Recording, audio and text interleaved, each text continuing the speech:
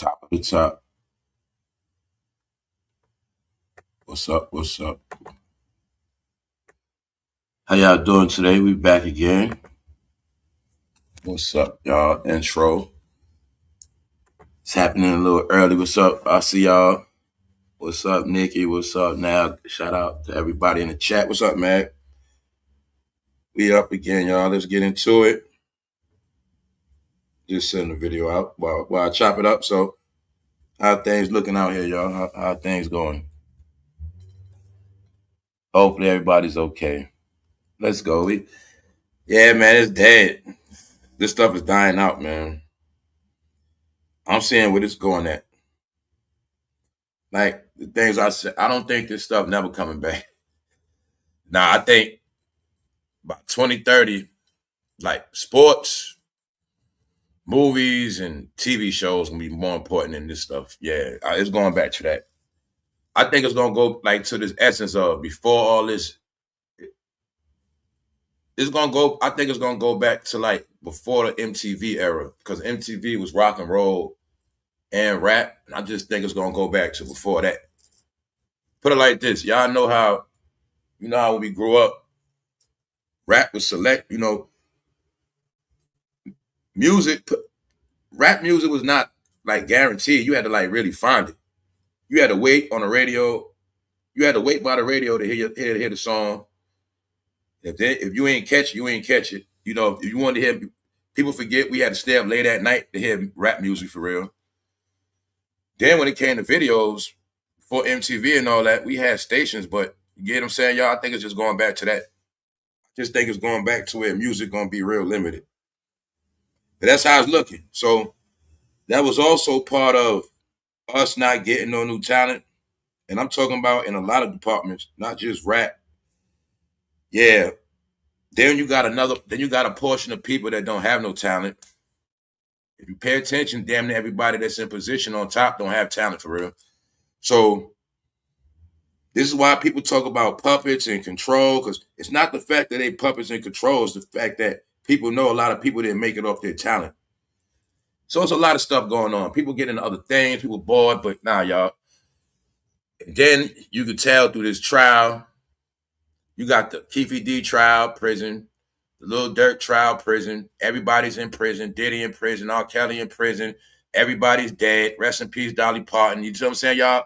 Nah, I know what's happening. And I'm watching all media crash. I get it stuff maybe to 2028. Straight up. I'm already my whole point is if things don't get better, all I see is a system eating itself up. And I'm seeing people that's in position financially, they into other things. So if no money is going to get invested into entertainment like that, I just think there's going to be the result. And you just going to have to create your own entertainment. Like that's what I do. You know what I'm saying? So that's how it's going to be. You got to entertain yourself, which ties into the apps. If you don't have them apps, say they might have, it's going to be a time where all music content just going to be on them apps. And if you don't pay for them apps, like Netflix got stuff on it, stuff, get it. So if you don't buy Netflix, well, you won't see the latest video. You won't see the latest show. It's going to be like that, man. Trust me. It's going to be reverse. It's going to be everything free. It's boring, slow, like regular TV with the antenna. And then the people that pay will be just like the people that had cable back in the day. People forget that. Only people with money, only certain families had cable. When we was with the television, with the ply, all that, it was people that had cable back then. But if y'all remember New York, the only reason why a lot of people in New York couldn't get cable because the floor you was on. But if you was on a 1 story too, they had cable, but certain people couldn't get cable. That's how people grew up. You know what I'm saying? So my point is, all this media, all this information, all this entertainment, everybody took it for granted. But now it's going back to how it was when you ain't have access to all this stuff like that. Like I said, unless you're going to pay for it. That's how it's going to be. You're going to pay for it. So yeah, that's why I know a lot of this stuff is on purpose. So we're going to get into it, y'all. What's up? All right, let's go. Let me just jump into it. Let's go to the cover, man. We're going to be talking about a few things that's going on. Busta Rhymes made his payout. Busta Rhymes, I'm just gonna say, I assume, according to this story, this was some type of quarrel. All right, this was some type of quarrel, according to the story. All right, it's just entertainment. But Busta Rhymes allegedly was facing a $6 million payout. And he worked the deal out, I guess. But according to this story, he worked the deal with this individual for $25,000. And on top of that, allegedly, he's going to give him the $25,000 in installment payments. This is where we at, y'all. Rappers allegedly used to buy chains for $100,000. Now you're going to see Busta Rhymes penny pinching on his payout. Either way, man, they gotta maintain off bad news. They gotta maintain off shenanigans. That's why I say there's so many reasons why this game is over. Everybody's over 50 with a name. Everybody's a podcaster, but nobody's created nothing, and I don't see no money getting generated. And another one thing that ponders me is how are all of these big people on all these apps, but these apps are not growing at all. These apps are actually crashing. For humans, you want to be technical, y'all. It's other people that get the most views and money. So we at it again, y'all. Sorry, I had to push this video out. That's all it was. That's all it is, y'all. I'm about to get into it. You know how I go. When I go, I'm on go. Let's go, man. Let's get it. Rest in peace, Dolly Parton. Dolly Parton passed away with $650 million. She got a big estate. She got a lot of stuff going on. She did a lot of charity work. And it's just also a reflection of this game of everybody not going to get to retire. They're not going to get to be like Dolly Parton. 82 with all that money. But Dolly also was working. So remember a couple weeks ago, I put Dolly Parton on the screen. And I was showing y'all how the whole concept of Little Kim. And I spoke about how other people in Hollywood, they've been getting surgery. My point was, I was like, why does I compared Little Kim face to Dolly Parton face to show y'all that it's not about age. Some people face, like Little Kim messed her face up with that, whatever she did. And I was showing, we was talking about how Dolly Parton actually looked younger than Little Kim. But Dolly Parton was still performing. And she was, yeah. So, yeah, she literally was still performing. But anyway, we're going to get into that. We're going to get into a lot. First thing, we got to start with this. I ain't going to say too much, man, because I'm tired of this low-down, dirty content, man. Like, I'm going to tell y'all with that, with all this Tupac stuff, do y'all know, I'm going to be honest, do you know, like, even in the algorithm set up, you can't make no money off Tupac like that. Did you notice they got it set down here where you can't profit off people that's unalive? This is what I was telling y'all. Like, people can do them videos all they want. They might get a couple dollars, but they got it where you can't make maximum dollars off the dead no more here. Nope. And you can't make money off sensitive topics. So that's why I say it's all a setup, y'all. Like, I'm gonna just be honest, man. Like, I'm gonna show y'all. Whenever I do videos on certain people, it's like they just stop it. Like yesterday, they stopped my video at 12. I'm gonna show y'all the 2 Tupac videos I did. They stopped both of them at 4,600. They stopped 2 videos at the same exact number that I did on different days. So like I said, it's all AI algorithm control, and all I've been doing is trying to study. So remember before when I was like, guys, I got videos that don't even move. You don't even see it because they got ways to block your channel out and block your content out. And they do it to me every day. I've been doing this. So like at a certain time, it's going to stop. You ain't going to see my channel. How I know that? Because I did it to other people. I know for a fact people posted videos.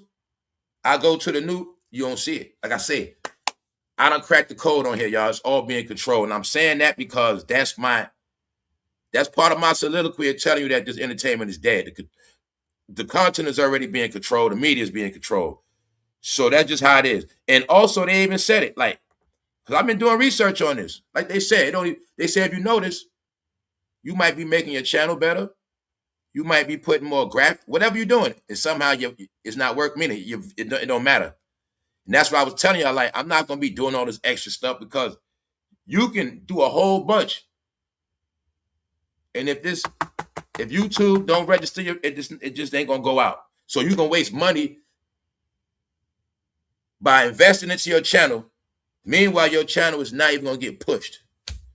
It's a setup. Now let's go back to this because I had to say all that because it's a lot of dirty content, y'all. You can't build brands and grow off filth. Atlanta. This is what was going down in Atlanta. Do y'all know this person was in that hotel in Atlanta for years?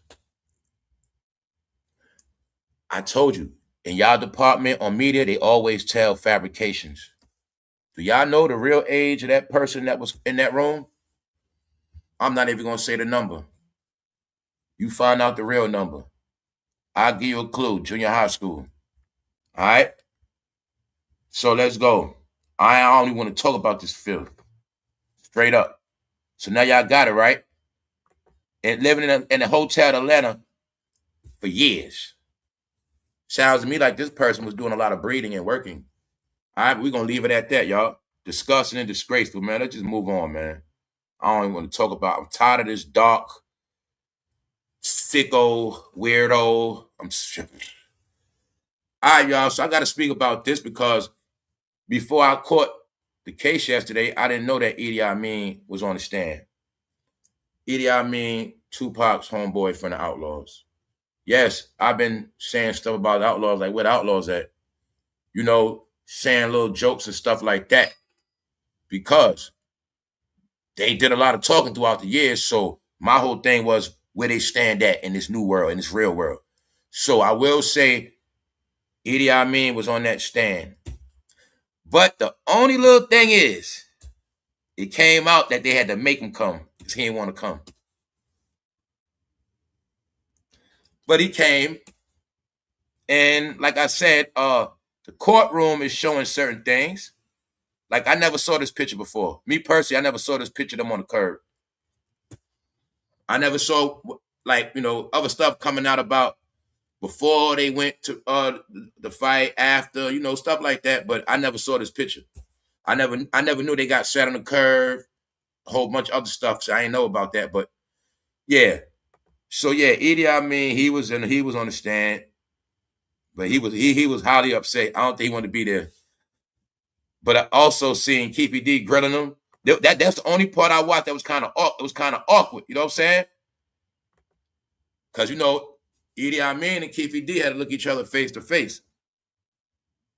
So that's what I caught though. But he didn't want to be there. They made him come. You know what I'm saying? We'll get back to that. And Suge made his little statement. So Suge's still standing on what he's standing on. Suge is talking about other stuff, man. Suge blaming the same people Keefy D blaming. I'm going to just leave it at that, man. I'm going to let this stuff play out because I don't want to make this episode about that. All right, let's go to Busta Rhymes. All right, Busta Rhymes made his payout. Busta Rhymes was accused, but I'm going to say this too. We also assume that they have been staging events for traction. Like, we noticed the fad of all of them coming with lawsuits for promotion. Yeah, then they knew their latest gimmick was lawsuits. We already put that together. All right, there was a whole bunch of lawsuits, but that was their gimmick. Meanwhile, I told them this culture is not going to flourish off bad news because these peanut brains forget that hip-hop was not created off bad news. Bad news represented the self-destruction of this culture. That's why I say everybody just perpetrating. Everybody's just really trying to sell merch and make money. That's cool, but they're going to run out because it's nothing to sustain it. You got put back in the days, like I said. Somehow you got reduced 20 years back in time. That's also what the G-Unit sneakers represent. That's also what the Yankee Stadium Jay-Z rebranding. The same thing of Busta Rhymes coming back out. You in an old cycle of something that happened already, which means no forward progress for this or nothing else. Now, see y'all all got the code now? See the Skittles? Now you see why I said stuff like Skittles? It was always in your face. Busta Rhymes is always who he was. The only thing I'm going to say to Busta Rhymes, sir, you are a grown man. Busta Rhymes, You don't got a front no more, sir. I never believed you was tough. You turned into this tough guy when you started wearing all these chains because it was cool. You started trying to be like a Gucci man. All this extra stuff, Bust. But Busta Rhymes, you a grown-ass man, sir. When you gonna grow up, sir? That's why I saw a video. The video I saw on Busta Rhymes, I told you they on his back. Not only Orlando Brown, it is also being said that people from the rainbow community tired of people like him too. They saying it's people like him portray to be so phobic. Meanwhile, they know that's what he is. But he always, because you got to understand, they got Busta Rhymes documented saying alleged phobic stuff. Like he don't get down like that. Saying certain things. You see what I'm saying? So he also being looked at by many different communities. Like, all right, so I'm trying to tell you, if he was smart, he'd just come out. That's my opinion. Like, that's why I say just grow up, Busta Rhymes. Just grow up. That's why people can now see they was always playing around with that community because that's how they was getting a lot of their money. But they didn't want to claim it. So I'm saying that because in this lawsuit, it sounds to me like a quarrel. Why? And like I said, just entertainment, it could be a bogus story. All right, Busta Rhymes could be a troll. All right, I'll give him a pass. But what I'm saying is, in the story is, the guy was on the phone and Busta Rhymes allegedly got so mad, Busta Rhymes hit him because he was on the phone. And all I know is in my whole life, I know certain things, I don't know everything. But a man, what would make a man hit another man on the phone? And the man, in the story, the guy said he was talking to his daughter and Busta Rhymes was upset. I'm going to say, I don't know if Busta Rhymes knew you talk. I don't know what Busta Rhymes thought, but who does that, y'all? What man hits a man on the phone? And so I'm like, it sounds, all right, let's go. Do you see these guys, y'all? That's their barber. That's their barber. I can imagine what goes on with that barber. Yeah. After hearing stories about Busta Rhymes, hold your hand and all that, man, I'm a barber. I wouldn't want to cut his hair. Or if I know how to cut people like his hair back, you got to stand all the way back and extend your arms. Yeah, but anyway, they like getting haircuts. Do you see DJ Khaled? Yo, DJ Khaled is a joke, y'all. Miami, he finessed, y'all. This man improved no talent. This man had people carry him so he won't walk on his Jordans. Getting a haircut outside, y'all. No, y'all, you know what this look like? I'm going to just leave it what it is. No, they showing you who they are, y'all. They all about they selfish, and they also be looking like. All right? No, y'all, they need to go somewhere. Got this man cutting his hair outside. Then right there, I'm just looking at it like, being I know the rumors on them, on Busta, stuff like that, I bet you they really give that barber a nice amount of money, yeah. Plus, the joke is back in the day, Busta Rhymes always got robbed in a barbershop. So I'm pretty sure he loves to have a barbershop that come to him. See what I'm saying, y'all? Yo, those are facts. Yeah, y'all. So my point is, Busta Rhymes been playing in our face. I'm going to give Busta Rhymes a pass and say he was trolling back then. All right? But now that we know some of the things they had to do to get money, everybody acts like Busta Rhymes wasn't with the diddler the whole time. He been with the diddler more than anybody else. And we have evidence that he might get down just like Diddy. Because the older they get, also I want you to see, bro, we were young. We didn't think like that. We didn't know no better. Plus we was drunk, high. But see, this is what hip-hop always was. And that's not understood. The people that loved them, they really loved them. The people that love this genre of music, they really love it. But I never understood the significance of why they love it.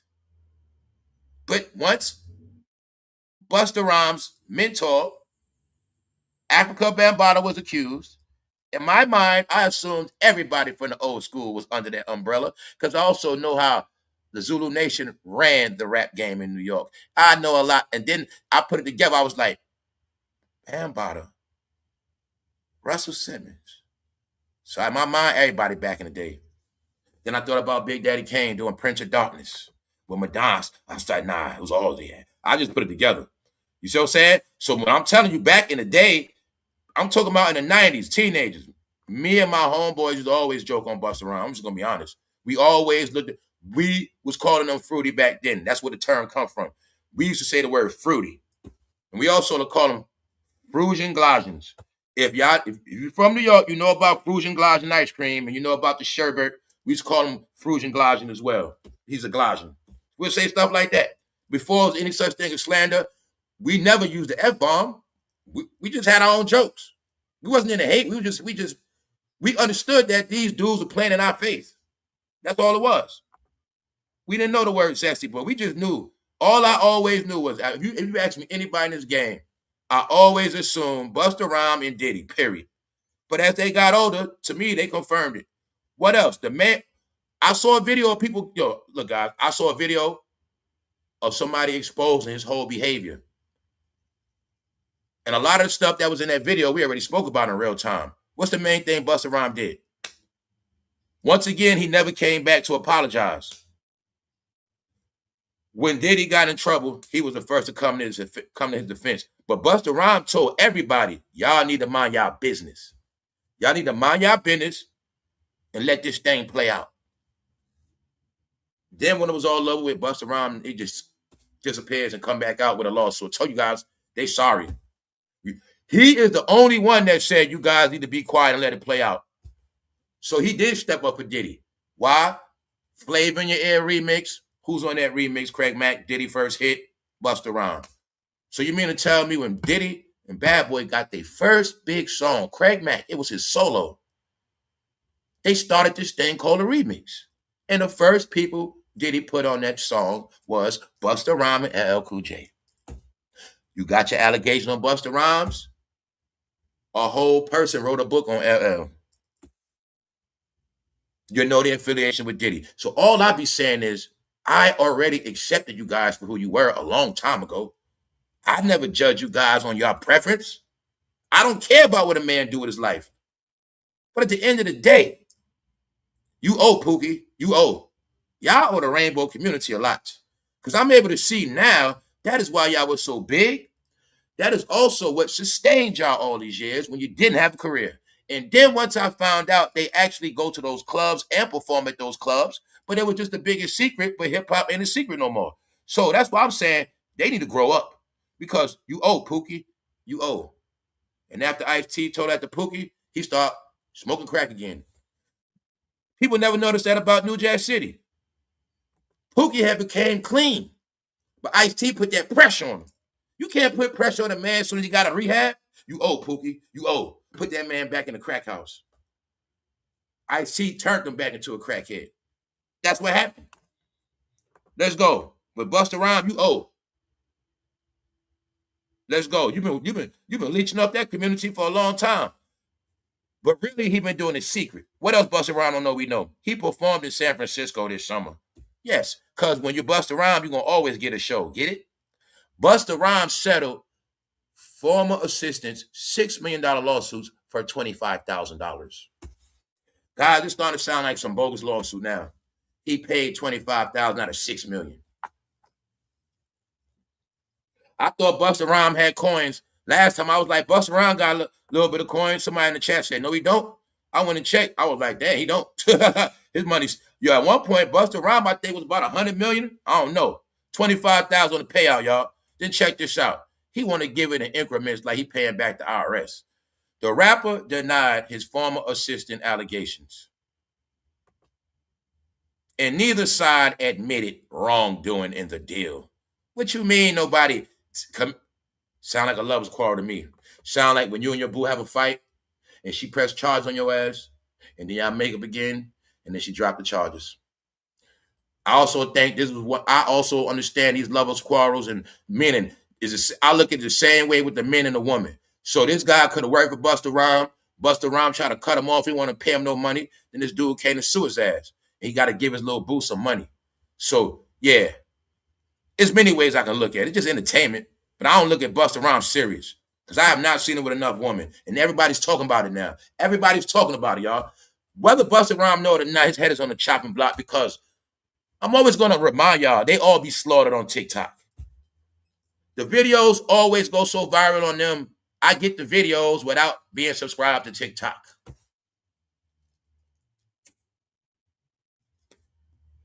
So this is why I told you they've been crashing platforms.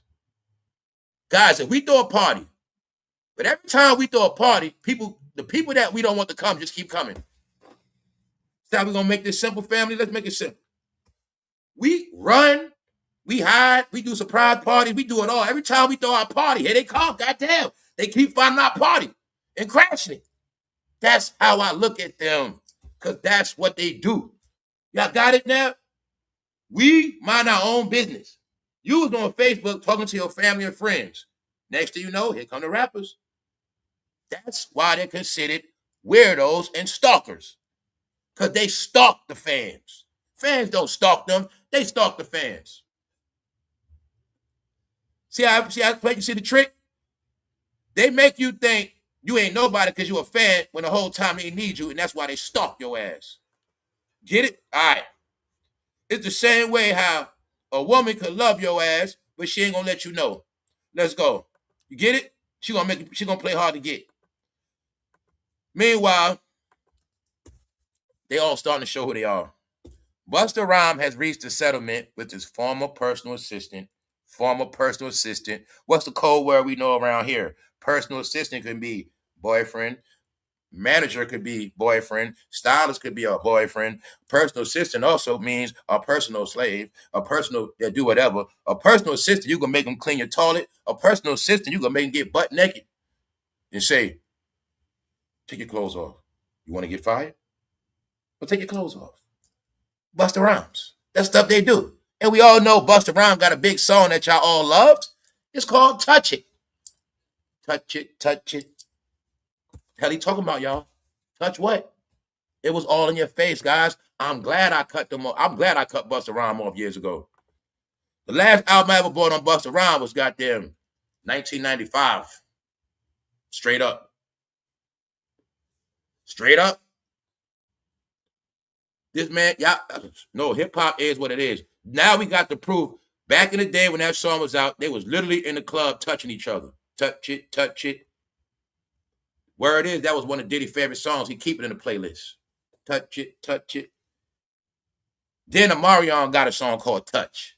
After the Chris Stokes stuff came out. No, y'all, they are who they are.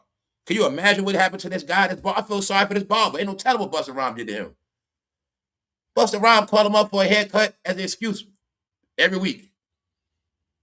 Plus, you know, I feel sorry for that barber. You know why? Because Busta Rhymes get a Beijing and all that. So I know what's up. When you got Beijing, you got to get that done every week.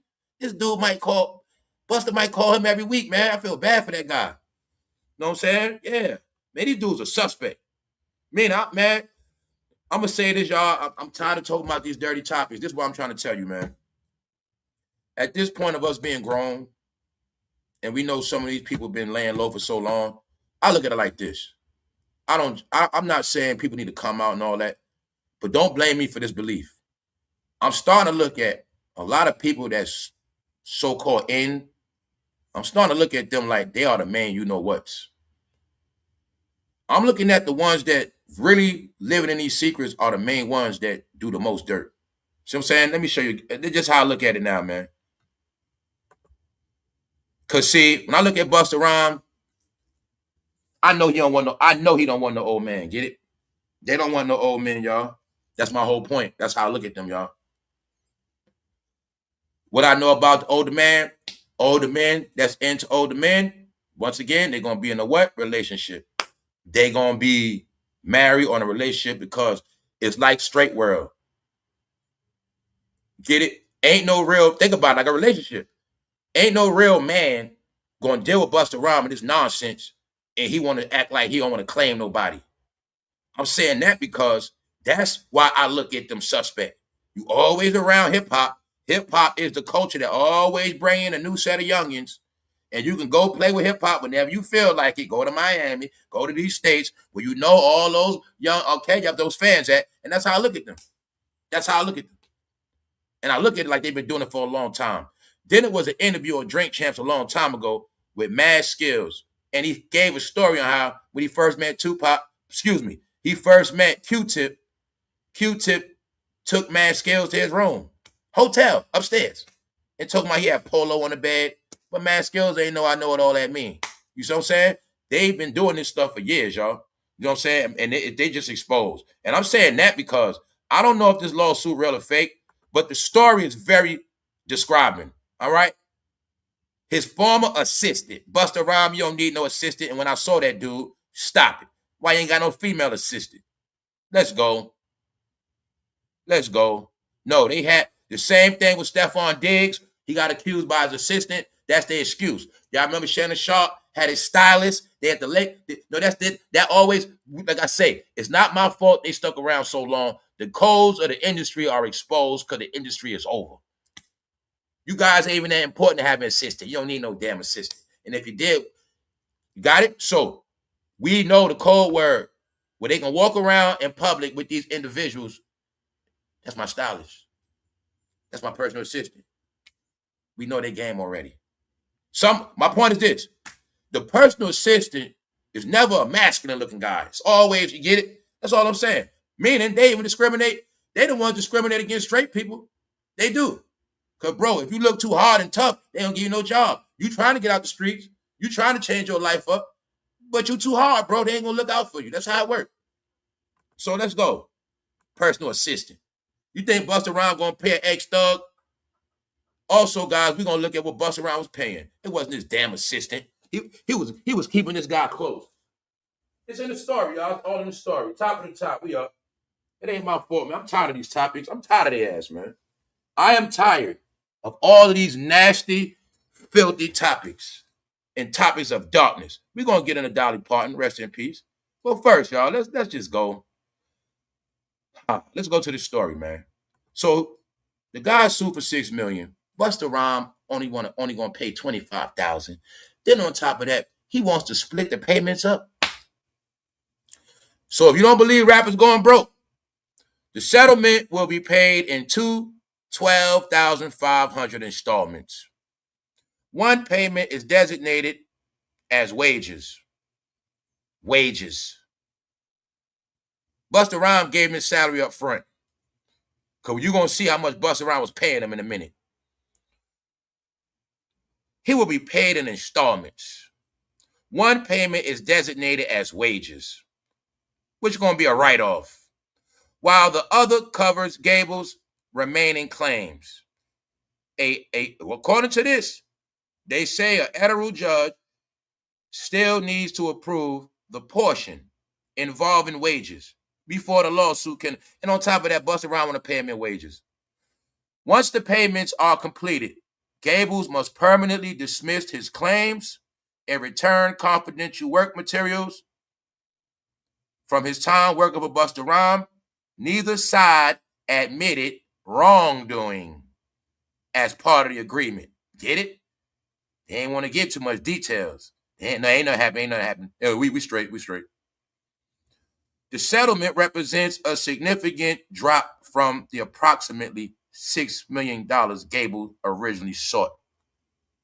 And what people also don't get, he is the main one that Busta Rhymes said it, y'all gave him a pass. Meaning a lot of y'all been talking about Diddy just like I was talking about Diddy. But I was talking about them falling before it happened. I was talking about all of this before it was a fad. And I was documenting what's going to happen to their life. That was the whole concept I had. That's why I already spoke about all of them. And I'm saying that because when Busta Rhymes came out and said, y'all need to shut up and wait till this trial is over with, I cooked his ass. But now, he's exposed. Because we're going to take a look at this. You can see from the payments, y'all, don't it got a certain vibe to it? Okay, Busta Rhymes, this dude sued you for $6 million. He was your personal assistant. In the story, you hit him while he was on the phone. You was abusing that man. And he a worker. Then on top of that, you want to pay him in payments. Hopefully this stuff ain't true. Hopefully it's just Hollywood. All right. So you also showing that you ain't trying to pay this man, Busta Rhymes. Guys, they bought rings. Allegedly, they had rings that cost $50,000. Busta Rhymes walking around with that big ass chain. I'm starting to think them diamonds do look small, Busta. They do. Big ass chain. You fronting on the payout. You get that man $1,250. They ain't even enough to buy a Honda. That ain't no lawsuit, fool. People making that in 2 months. He gonna pay that man 20. Man, what does it profit a man to get finessed by Busta Rhymes and only get $25,000? Man, people getting that already. Man, let's go. Busta Rhymes, are you gonna come out, sir? I'm gonna give you a pass, Busta. You was just trolling, I know. Busta, we now know this is what you had to do to get that money. I know you ain't zesty, sir. But I'm gonna show Busta Rhymes this because Busta Rhymes, you was playing in our face. I'm also gonna tell y'all when I've been peeped y'all out. When rap started coming out and everybody started wearing pocketbooks and blouses, the New York rappers were the most quiet. They were the most quiet of everybody. That was the only thing that I'm being straight honest with y'all. When all this stuff happened, Lil Nas X and all that, see when Lil Nas X came out, I got it clear. It really shocked me that nobody was saying nothing. And my perspective was, y'all see these guys playing around with hip hop. That was my whole perspective. I'm like, yo, y'all watching these guys desecrate hip hop and y'all ain't saying nothing. Meaning, y'all know daggone well hip hop had nothing to do with dressing up and blah. You get what I'm saying? Y'all know that it had nothing to do with that. But they let them do it. And that's when I've been started. After that, y'all, I started looking at them side eye. So remember when I said I left this culture alone in the 20 teens? That's when in the 20 teens, I was only rocking with like Young Money in the South. I'll just be honest with you. Young Money, South, mixtapes. I was not rocking with no New York nothing. If anything, anybody from New York at that time was probably only French. French and Max B. That's it. I'll tell you this for a fact, I know. After Max B went to jail, I wasn't dealing with no more New York rap after that. That's a fact. Because after they was in Atlanta, I started looking at them all sideways. Ever since back then. So when I saw it all come to fruition, I was like, got him. We was right. We was right the whole time. See what I'm saying? This is what I say back then. Me and my peoples was laughing at Busta Rhymes back then. We knew what that was back then. We knew what that was back then, y'all. We laughing at this stuff. But then I was able to see years go by. Busta Rhymes created a new image. He got 1,000 chains. He's this big guy that talk tough and do all this other stuff. And I just watched him play his little game. But this is who Busta Rhymes is. Also, this is education for the new generation, all right? This is hip-hop history. That's why I say Busta shouldn't be ashamed of himself. He laid the groundwork down for Young Thug. Busta Rhymes is the one that made dreadlocks cute. He did that. So yeah, Young Thug studied Busta Rhymes. You better get it right. Trippie Redd them walking around like Busta Rhymes. That's what he started all that. So I'm just showing you, man. These are the things that went down, but in time, you're going to think it's all normal. And then you're going to be a weirdo. So your hip-hop ain't nothing to be proud of unless you're from that. Gables also accused Busta of physically attacking him inside a Brooklyn building. So he attacks his assistant in a building. For what? Who abuses their worker? Who hires a young man? And guys, this man is I'm going to just leave it alone, man. He has a man for assistant and beating on this man in a building, allegedly. Let's go. Inside a Brooklyn building following an argument, allegedly involving a delayed food order in Gables' phone. According to Gables, his daughter had attempted to contact him before the dispute escalated. A dispute in a hallway building, y'all. Dispute over food. Sounds like something to me. Before the dispute escalated, and he claimed Busta punched him multiple times. Gables said he later sought medical treatment. No, it sounded like a quarrel. He took too long with the food. Busta Rhymes probably think he on the phone talking to somebody else. On top of that, probably heard a female voice. You see it right here. Dude talking to his daughter, Busta Rhymes beating on him. Allegedly. But it's a payout. So you get it? So look. Does this not sound like a quarrel? All right. No man beats on a man for no reason over no damn phone. Who does that? Never heard that in my life. Men don't do that. We know domestic violence will, meaning Bro, you talking on that phone in front of your girl and she hear another female voice, you might get knocked upside your head. Vice versa, lady. If that man is abusive, he catch you on that phone, he hear a dude voice on that phone, he might crack you on your head, right? All right, sound the same way to me with this. Now I'm going to show them how they always worried about YouTube. But I've been telling them since 2024, they all been slayed on TikTok because TikTok been unfiltered. Now, they don't make a lot of money on TikTok, but TikTok, man, they be slaying. Like I said, unfiltered. Busta Rhymes looks very feminine. See the people talking about him? See the female talking about him? So, yeah, everybody know Busta Rhymes is. Meaning, if he's just trolling, meaning if Busta Rhymes is not really like that, nobody will believe him anyway. Guys, this campaign's on Busta Rhymes right now. See what I'm saying? That's why I tell you, they only talk about what's popular. Even though Busta Rhymes, that's why I always show y'all this. Everybody had energy for Diddy, but not for nobody else. Busta Rhymes was accused of domestic violence with a man. Somehow nobody just spoke about it like that. Everything is just Diddy. Have y'all ever seen, tell the truth, y'all, have y'all ever in your life seen a man that's locked up and gone? Somehow everybody keep talking about him, and everybody keep putting stuff on him. Everybody keep bringing this one man up. That's gone. All these other people out here, they still talking about Diddy. Told you, man, they exposed, man. I also told you Diddy was the scapegoat for everybody. All right? That's it. Meanwhile, Busta Rhymes getting the same exact treatment. Just know this one thing. When I said all they're concerned with is making sure their old school fans still love them, one thing they know is the new generation, and they're not buying none of that. Didn't I tell y'all they are the butt of everybody's jokes from the new generation? If you want to be technical, they're also part of why the new generation don't respect people. Yeah, because they look, if I didn't say nothing, they'll look at me suspect and sideways. Because they like, that's where y'all come from. They go, y'all favorite rappers. There they go. That's what y'all from, right? Damn, mama, we didn't know y'all grew up on Diddy like that. Hey, Dad, did you have bad boy taste back in the day? That's what they saying now. See? Come on, man. My dad was drilling me my whole life about how talented Busta Rhymes is. I got tired of hearing that stuff. Now look at Busta Rhymes.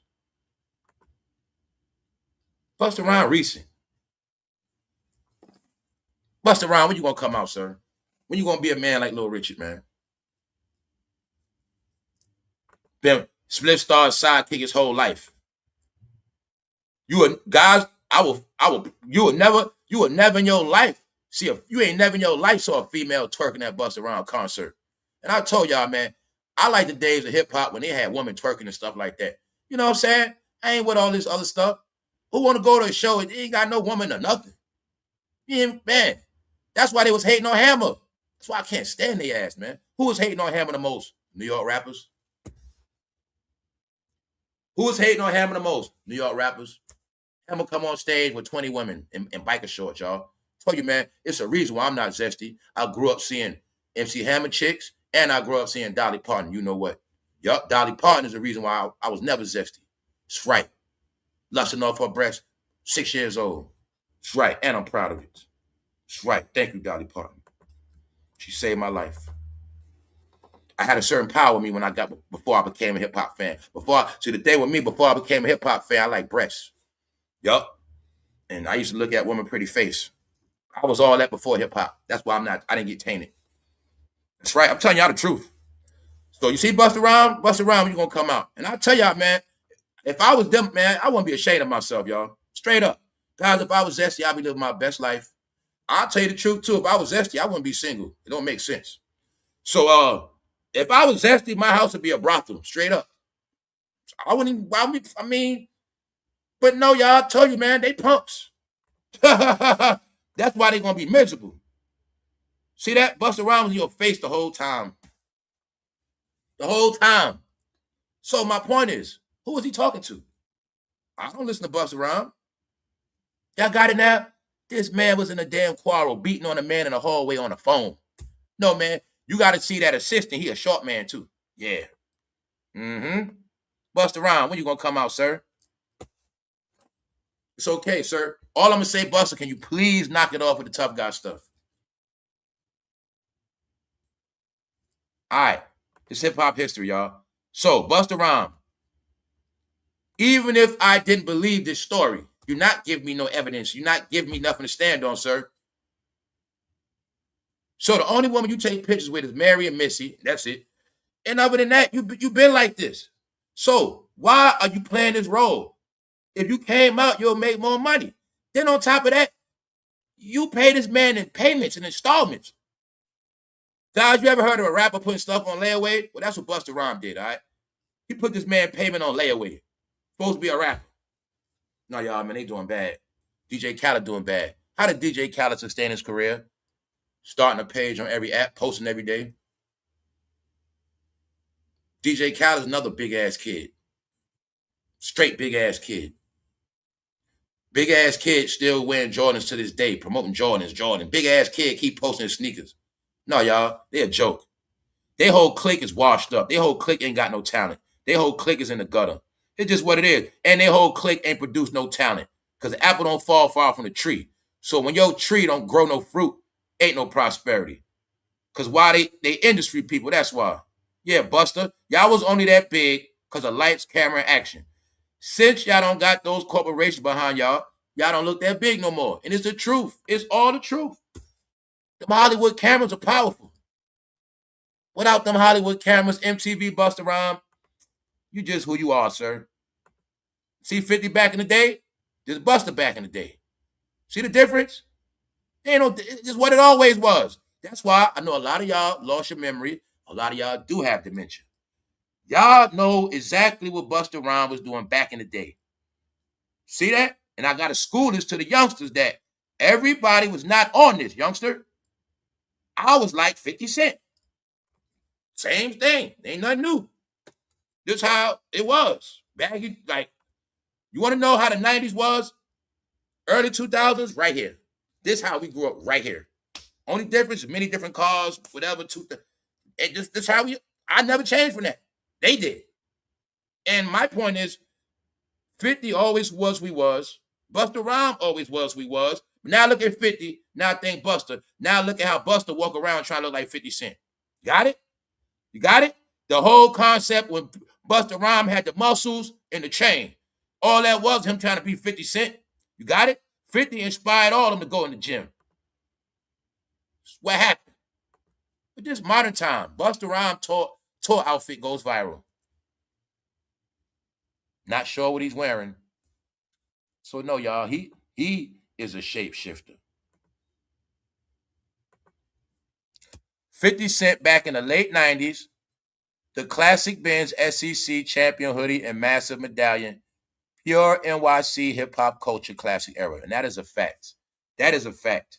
This picture's a fact. You want to know how hip-hop was at that time? That's exactly how it was, just like that. That's how we was in the streets of New York.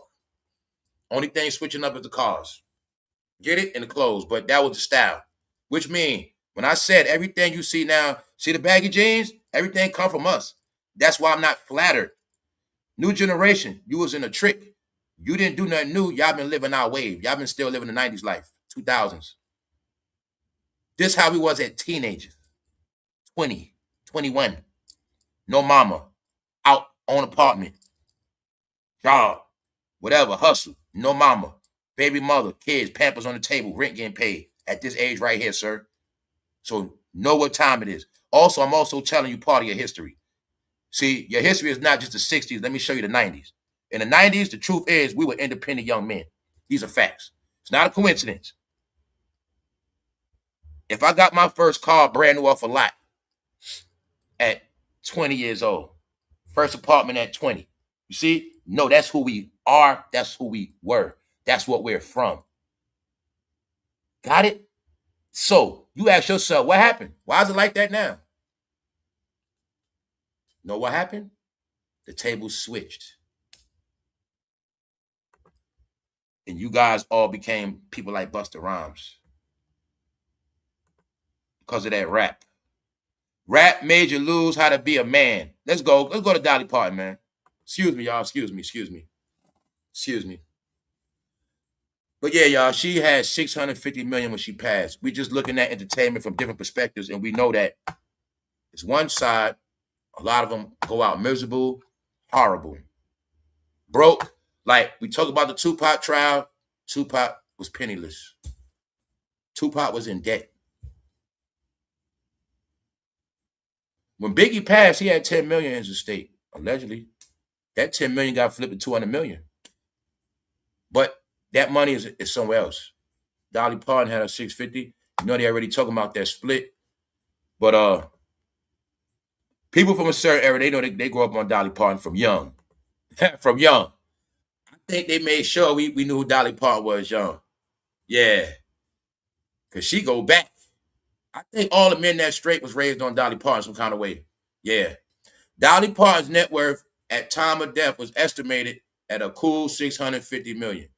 And see, we also looking at that because we know she didn't perform a whole. You ever say, when we speak about how some people get breaks and get to enjoy their life, you also able to see how their career could be so-called over, meaning they don't make no more music. They don't do a lot of stuff for years, and somehow their net worth still be up. Now, I knew she had a couple dollars, but I didn't know her money was up like that. Now, you think about Whitney Houston. Get it? Angie Stone. Think about everybody else. When they pass, they don't got a penny. Nah, y'all. I also spoke about Dolly Parton when Beyonce was doing that cowboy stuff. And I showed y'all she tried to be like Dolly Parton. Or she's taking the Dolly Parton energy. What's the joke I also said when she dropped the Cowboy Carter? I said Beyonce went white. I said, guys, she ran from black people. She went white. Then after she didn't get no more walls in Cowboy Carter, she went back to black again, Yankee Stadium. But no, she had went all the way white. It happened already. See that? That's what that was right there. We already went through all this stuff. She had tapped into that Dolly Parton energy. That's what it was, y'all. Y'all don't understand. It was in your face. Beyonce been trying to find a different lane for a long time. Renaissance tour. That was world music for the other people. You hear about rock and roll, all this other stuff. No. She's doing everything with her genre music because she don't want to flop on those charts. I been knew she tapped into Dolly Parton when this was going on. We knew it was up. And we also know Tina was raised off Dolly Parton as well. All right? So, we just looking at history because Dolly Parton was Beyonce before Beyonce. Period. And everything they do, it was somebody before them that mimicked after. Same way Little Kim, that whole, I already told you already, that whole Little Kim, Cardi B behavior, Megan, all that come from Madonna. That's the Madonna formula. And that's how it's all set up. They got their queen pillars. Same thing with Mariah Carey. No, y'all. Meaning nobody's going to be bigger than them whether they come out or not. Meaning, y'all know Dolly Parton didn't do a lot of music, but she's still going to have money more than all them women put together. And understand this, she ain't sell no clothes, so she ain't use a lot of cheat codes. You know, so yeah, Rihanna's a billionaire, but that's not from no music. She got 650 million. Most of that is from her music, period. That means real artists generate their money from strictly music. Meaning they're going to do other stuff too, yes, but the bulk of their money come from them albums and them publishings. And then, you know, y'all know what I'm talking about. When they big like that, they publishing be in the millions. But y'all got it, right? Y'all let Beyonce get away with that. She did it right in y'all face, ran the country music, try to make herself a young Dolly Parton. See the breast? Try to make herself a new Dolly Parton. Also, don't get it twisted. They also peeped the formula when Lil Nas X made Old Town Road, that country song. And everybody saw how he blew up off that country song. And then you'll see something. They tried their hand in country. Also, people forget that's when she first brought out the what? The whiskey. That whiskey wasn't buzzing. But no, y'all, this is where it all come from, man. Now you see when I told you, everybody know y'all department is nothing but knockoff and counterfeit. Let's go. So now y'all got it, right? Now Beyonce got her money up, but it's not all from music. But she still got her money up, allegedly. I'm gonna be honest, man. Between her and her husband, I don't believe nothing from them no more. I don't believe nothing. I'm sorry. Because just like with them, their net worth never goes up or down. It just stays the same. No. I also have showed how Dolly Parton still looks better than Little Kim. When I was proving a point that it ain't got nothing to do with the plastic surgery or certain things, I was just like, no, Little Kim is just blotched. She's just in a dark place. This woman, 82 years old.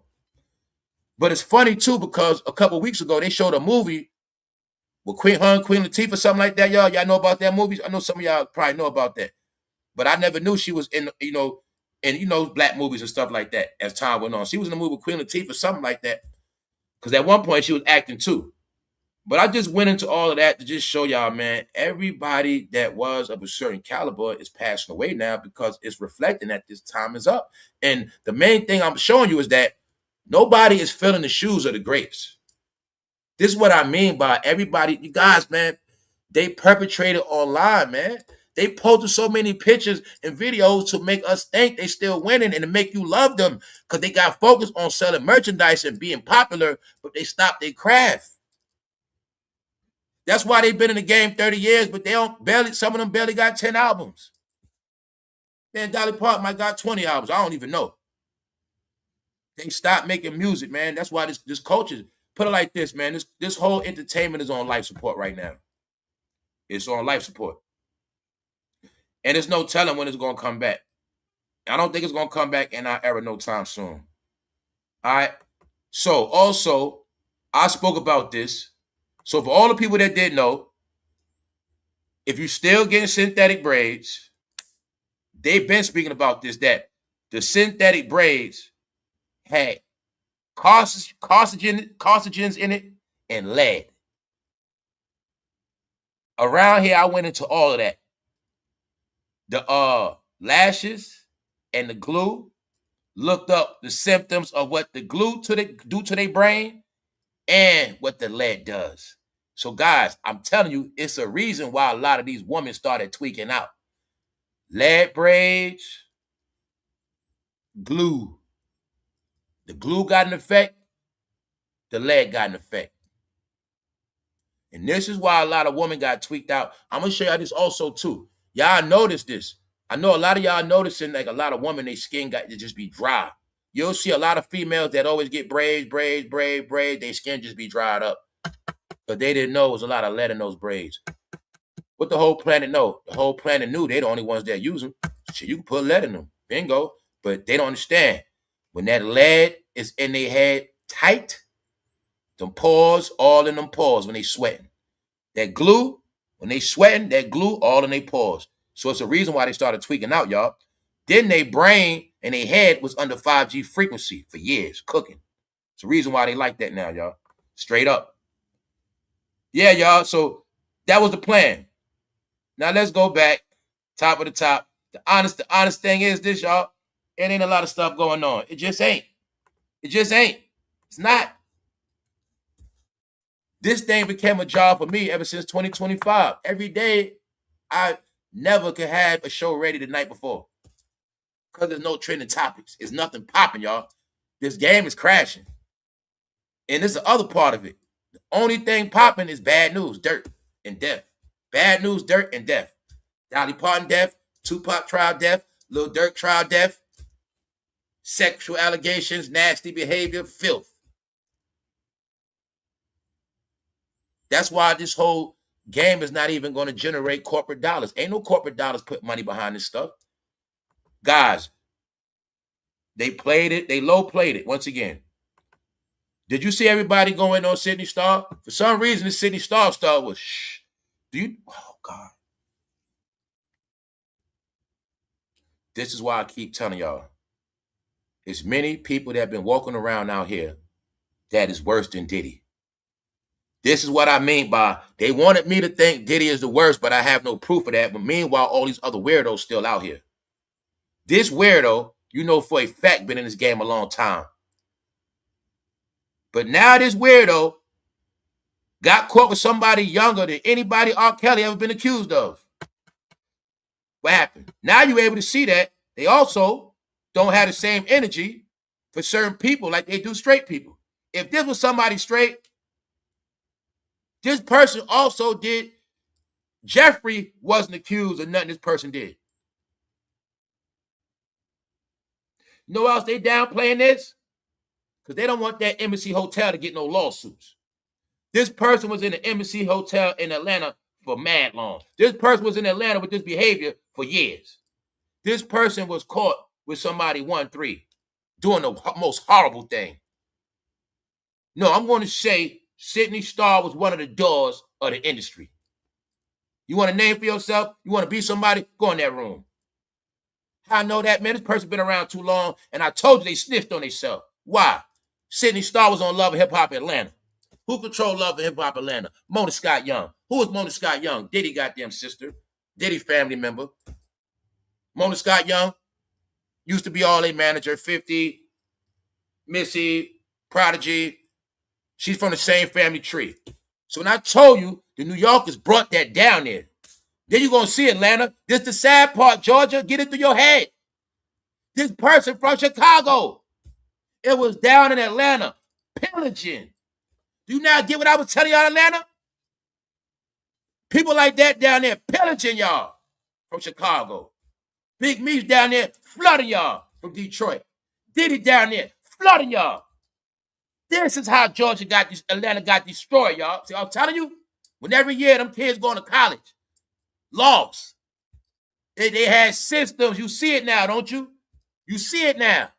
That whole era they was down there, that whole era of all that nonsense, the dressing up, City Star down there the whole time. And this person was accused of the worst, of the worst, of the worst. More than any story I heard. Did you hear any energy of it? No, Atlanta been hiding their shame. Atlanta been hiding their shame, y'all. A system.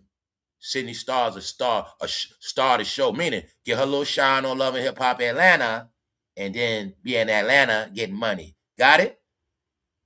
Whole time the TV show promotes her, she getting money out the hotel because they coming to see her. Meet and greets. Yeah, she would do a meet and greets in the embassy. Got it? But the only thing with this, to be honest with you, this person is accused of the worst more than anybody other accusations on the planet that I heard.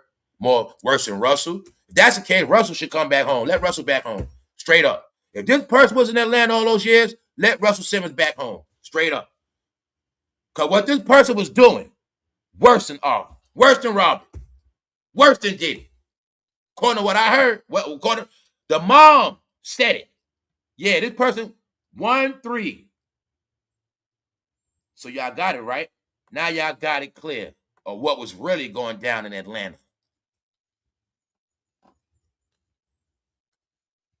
There's a reason why everybody moved to Atlanta.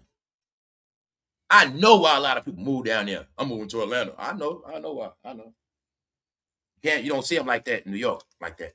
I know they're not around like that in other places. Plus, you don't want to get caught. I know you're going to Atlanta. Yeah. That's the home of tree jumpers, too. Sure is. A popular reality TV star was arrested on child. Oh, man, I ain't want to say the word. Sydney Favors was arrested Sunday at the Embassy Suite by Hilton Hotel. Low-key in a bum-ass Hilton Hotel. Because this person was living out of hotel. For the alleged assault. Do y'all get what I'm trying to tell you? This is what they were doing online, y'all. I want y'all to get this. This is what's tied in with the Facebook lawsuit. Because people like that had youngins in the DMs. You better understand what was happening. Youngins, watch Love and Hip Hop in the DMs on the gram. Got it? That's what was happening. They was getting all money. No discrimination. When you had a culture that was taught in school, y'all forget it's a generation amongst us. They had people going to their schools educating them as youngsters. So when they got older, they didn't have a lot of these youngsters. They already saying to y'all, it's all the exposure. They saying that the young generation don't date like they used to. They saying this young generation is the least of young pregnancies. Facts. They're not couples. They're not into each other. They're more into same sex than any other generation ever created. So they're already raised in this. Then you got to understand this young generation was raised online seeing all this nasty stuff. But the whole time it wasn't no filters for 10 years plus.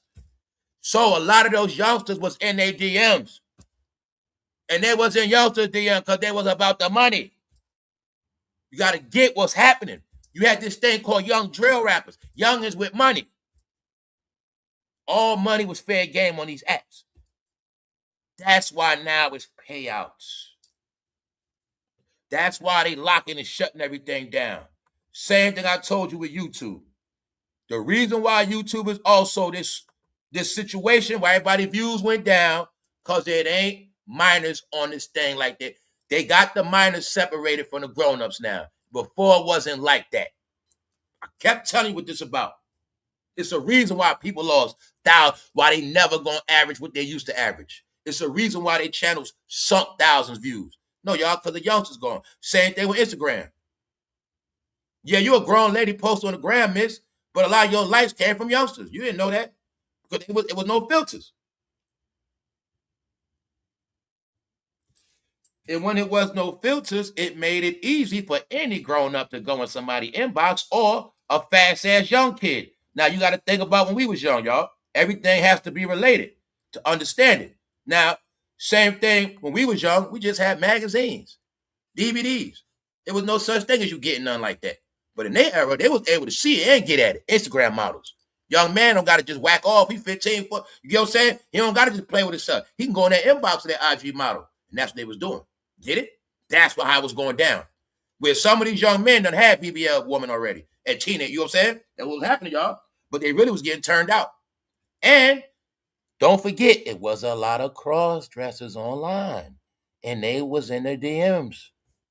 No, y'all, it was all a plan. Let me show you how it went down.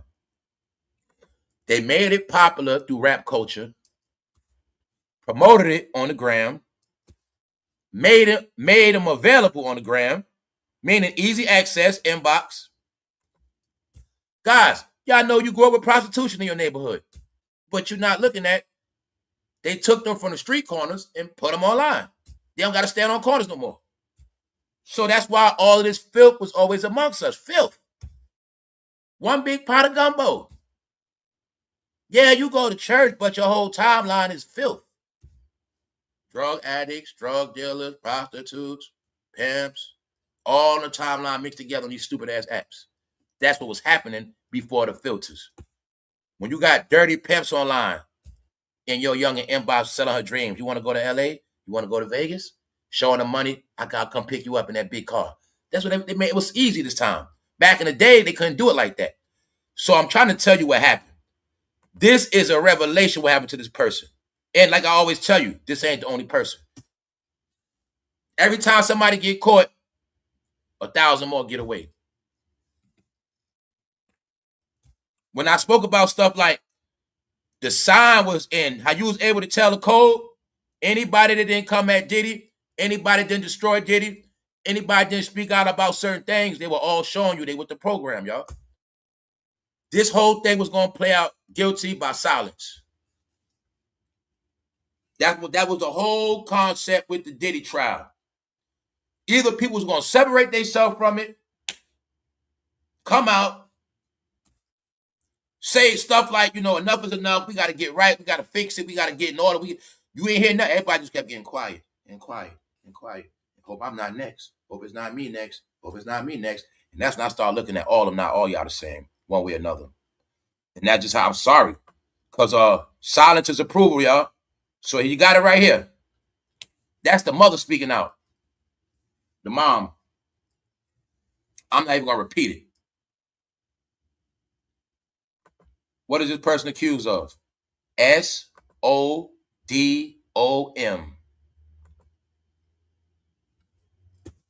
You thought that story was just in the book, huh? Nah, it's really Atlanta. That's why Atlanta burning right now. Yup, they going to burn financially. What they know about Atlanta? Well, before that rap stuff came to Atlanta, they ain't have a lot of money like that anyway. So now that rap is gone and they can't make money off their drugs with their little trap talk, they're going to all go broke. They're going to go back to dirt roads. In their community, that's what they're going to be. They're going to be back to dirt roads. Back to dirt roads. Shannon Sharp still got his house in Georgia, too. Yeah, I want Shannon Sharp had anything to say about this. See what I'm saying? They cover every other topic.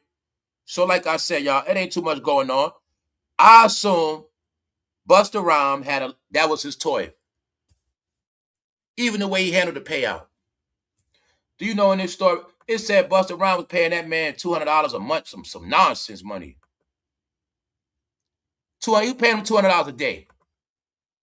Gables worked as Busta Rhymes' personal assistant from summer when it's hot, beach, pool, until January 2025. In his lawsuit, he alleged he regularly worked 15 to 18 hours per day, 7 days a week, for a flat rate of $200 per day, without overtime. No. Let me decode this. I'm assuming. No.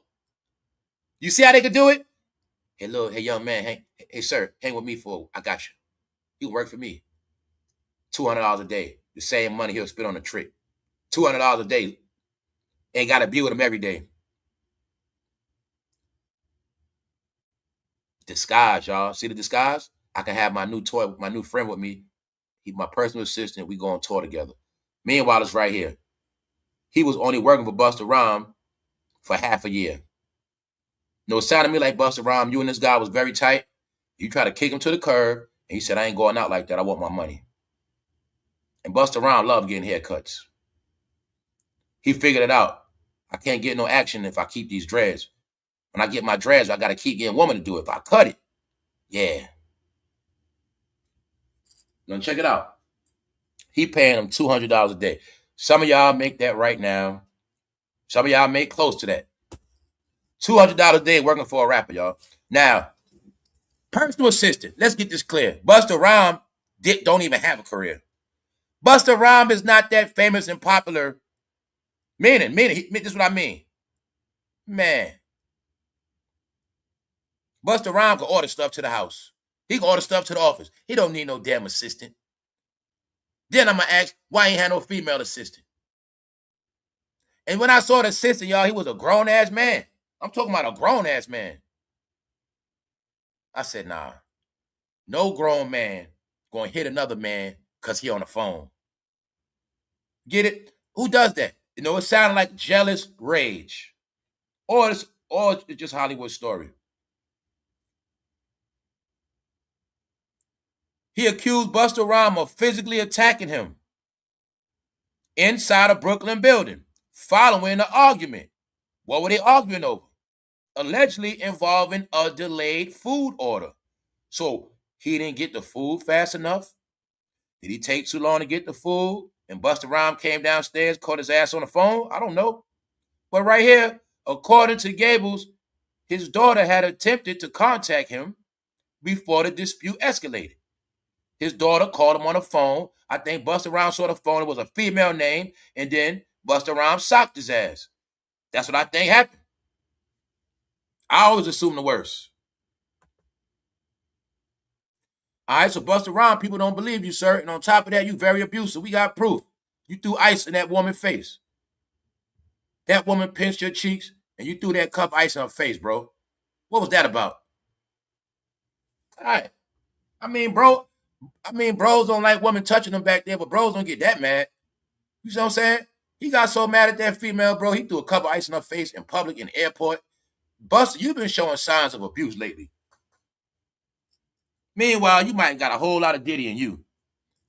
You had freak offs with Diddy from 1999.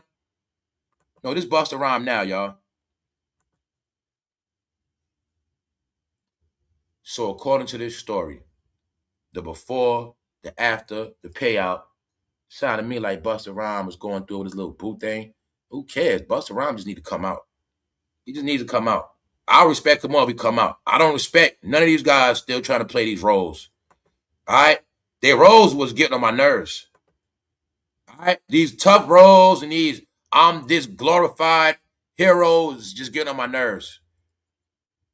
They are so close to the has-beens than legends. It's just sorry.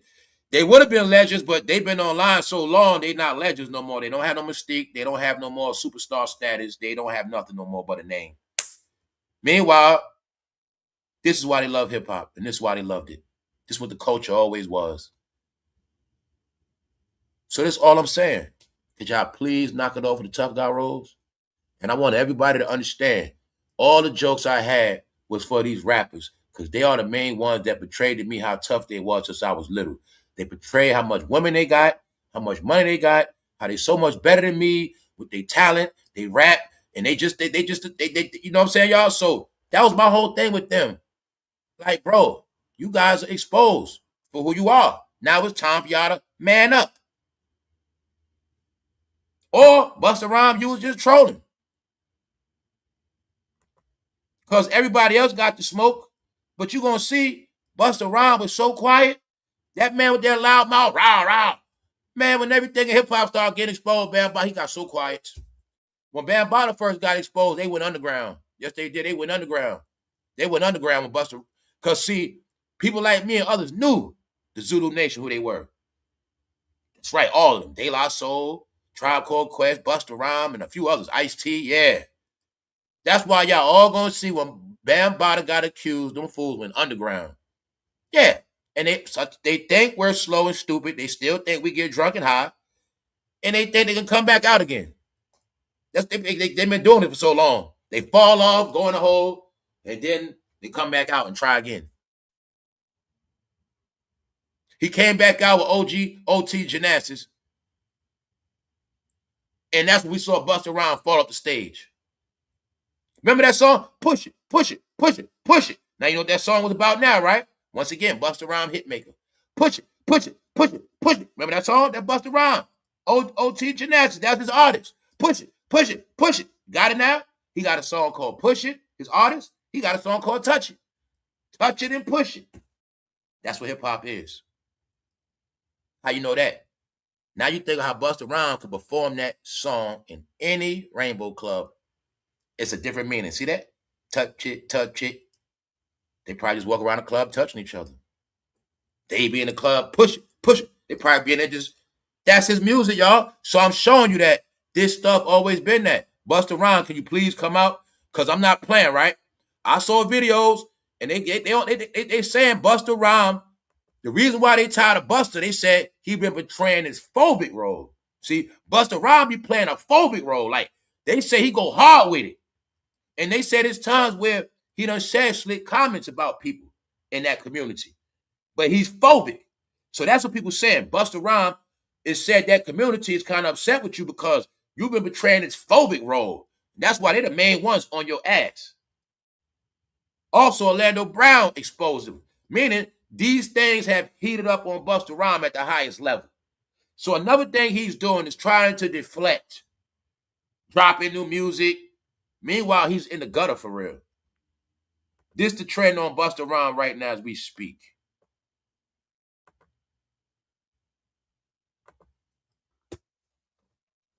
Always going to tell them they need to worry about TikTok. Busta Rhymes look very feminine. All right, y'all. Why y'all don't want to accept maybe Busta Rhymes was Diddy's boyfriend at one point? Maybe he was, because him and Diddy was super tight. Did y'all see that video the other day of Jamie Foxx mimicking Busta Rhymes? When I saw Jamie Foxx do that, I thought about Pastor Cavassier video.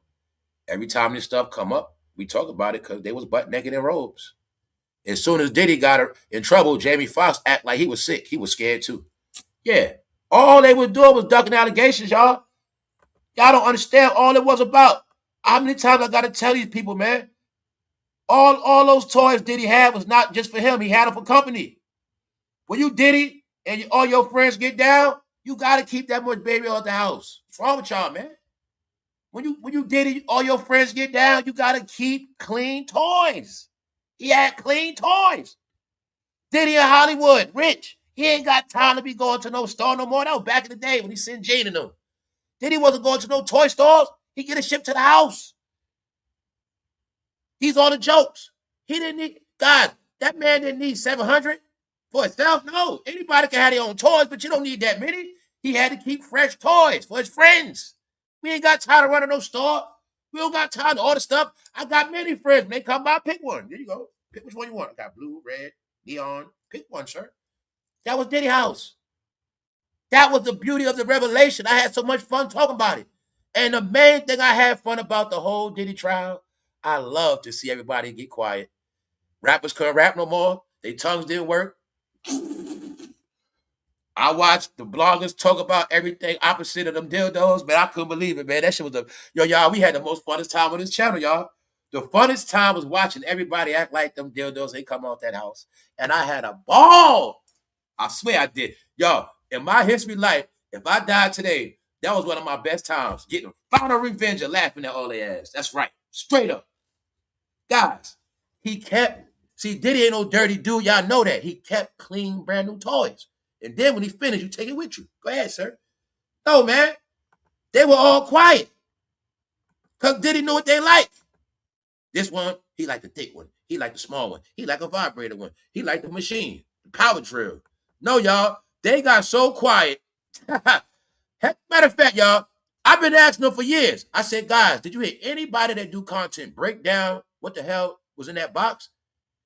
I know about the YouTube chat room wizards and professors. I know about everybody on here that's smart, I guess, but I never heard nobody break down the baby all in the deal to this day. You know, I think Diddy had those dildos because they ain't that shit never happened, y'all. Meanwhile, you have never seen one human being with that many sex toys in your life. I'm talking about even straight people don't have toys like that. No, when you rich and you Diddy, now you got to think. He's in a mansion. He got 15 bedrooms. He got to put a toy in every room every time he got company.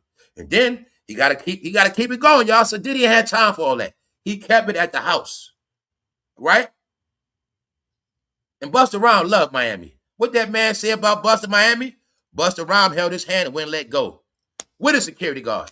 Then y'all know the big homie CC been sitting on platforms on YouTube right here exposing Busta Rhymes. No, Busta Rhymes, you be proud of yourself. So all my youngsters, you see now why they love rap, sir? Y'all see it now, right? So my young generation, remember they were shaming y'all for all this stuff? They were perpetrating. Yeah, your old heads are hypocrites. Hip-hop, short for hypocrites. Hypocrites that hop around all day on you know what. Hypocrites that hop on toys. That's who they are. We just like the music. They like the other stuff. Yeah, hip-hop is a lot of stuff. Hypocrisy, makeup, but they're not hip no more. They just hop on stuff. So, you see Busta Rhymes showing his belly? Ladies, before y'all had belly rings, this is where it come from. Let's go. That's how Busta Rhymes got rich. When Busta Rhymes got big, it messed his money up. Got it? That's really what happened to Busta Rhymes. See, when he got big in that community, he wasn't attractive no more. His stock went down. That's what happened. So that's why Busta Rhymes know he got to lose weight to get his money. Yo, man, they say Busta Rhymes was on that Thanksgiving float. He couldn't breathe. He messing the rap up, everything. Sorry, Busta, you should have retired. Busta Rhymes has reached a settlement with his former personal assistant. Now you look at Busta Rhymes and think of the word personal assistant. What did this man need a personal assistant for? A personal assistant.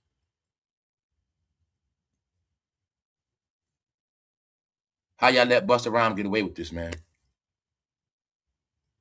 All right, let's go, man.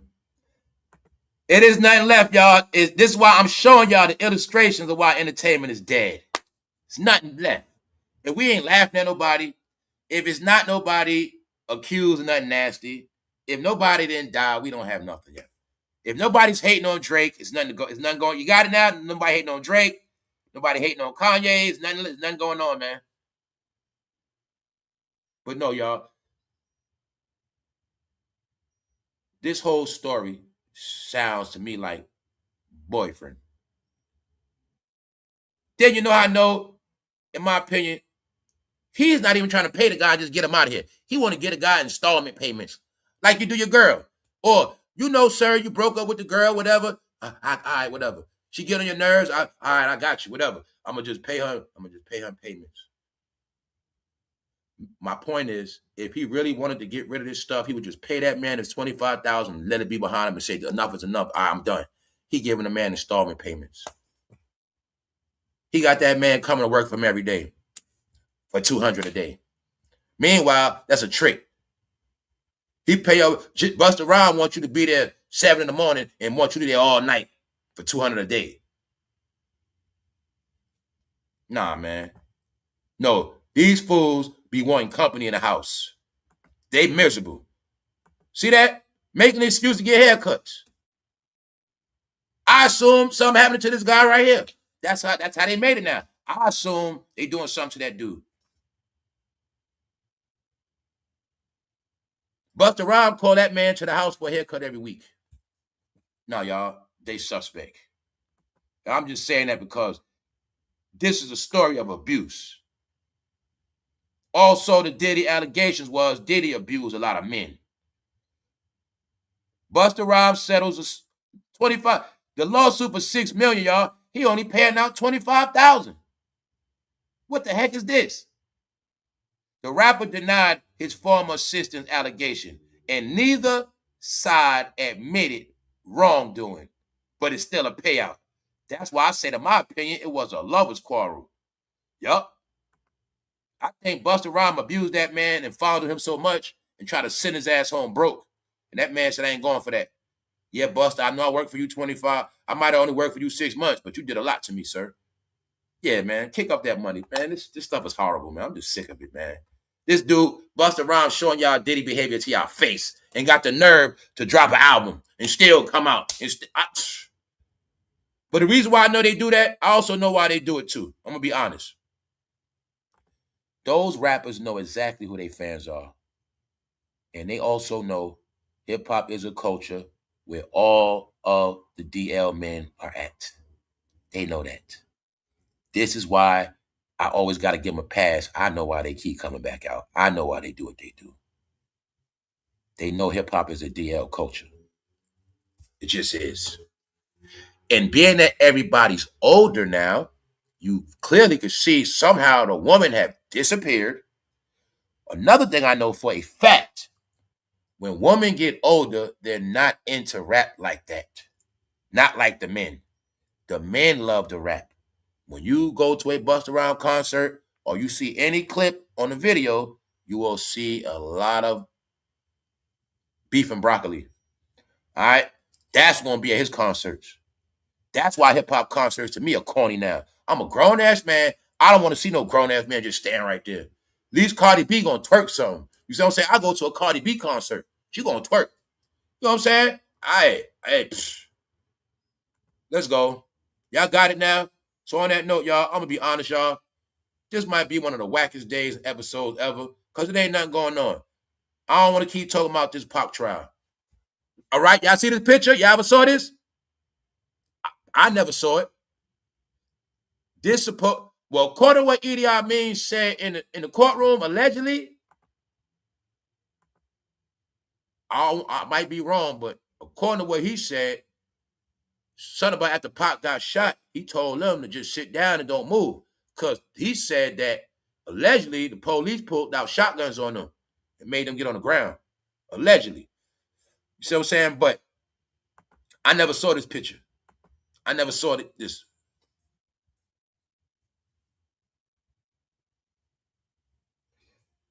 Idi Amin was on that. He was looking depressed and sad. He was mad. He was mad. Now, the only thing I'm going to say about this whole thing, it got revealed that he didn't want to come. He didn't want to do it. They made him go there from Los Angeles. But I got to be fair. Now, I respect him for doing what he did. They asked him some real questions, too. I respect Idi Amin the way he answered those questions. They asked him, did you know anything about Tupac saying he's going to start his own label? He was like, yes, Pac said that. He's like, Pac was supposed to have his own label. You know what I'm saying? Death Row was supposed to distribute it. So a lot of that stuff is facts when they said that. See, a lot of y'all people ran with it. Remember, they say Pac was going to start his own label. Pac was going to, but everybody was putting it out there like he was going to start his own thing and leave Suge. Now, it's two things that was said in this right here. Now, the word is Death Row was going to distribute it. I believe that because it makes sense. Plus, Pac owed, he was in debt. But something Idi Amin said that was very important, y'all. I don't know if y'all caught it. He said Tupac was in negotiations with Quincy Jones. That's what he said. Only thing that's weird about that is Dr. Dre said Quincy Jones is godfather.